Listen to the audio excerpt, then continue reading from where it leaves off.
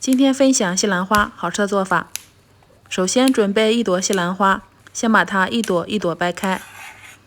掰好之后放入到大一点的碗里面，再加入1勺面粉，最后加入清水，多加一点，搅拌均匀，泡上5分钟，这样杂质可以吸附得很干净。接着准备半根胡萝卜，把它切片切条，最后切成末。切好之后放入碗中备用。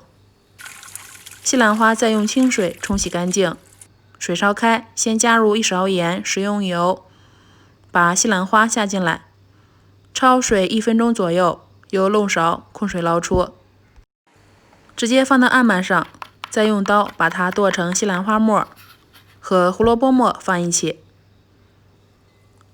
接着再向里面加入4颗鸡蛋，现在向里面加入1小勺盐、1小勺13香、2勺土豆淀粉或者是木薯淀粉，搅拌均匀。再准备一个模具，放上1张油纸，这样好脱模。把西兰花、鸡蛋液倒进来，接着冷水上锅，开大火，水开之后蒸15分钟。然后再准备1点辣椒末，不喜欢吃辣的可以不加。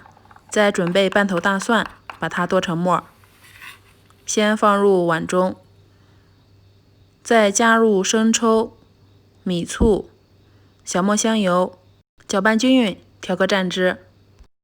现在我们的西兰花已经蒸好了，打开之后真的是满满的都是菜香味。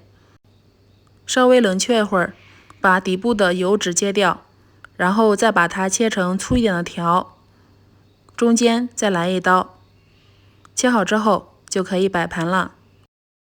如果是1个人吃，可以直接把它放到蘸汁里面，一块一块的大块吃，大口吃，真的是非常舒服。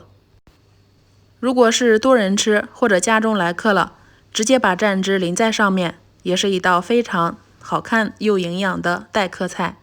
这样吃西兰花零脂肪、高蛋白，非常的营养，清新又好吃，一点都不油腻，做法还简单。我是阿胖，喜欢的话可以试试哦，谢谢你的观看。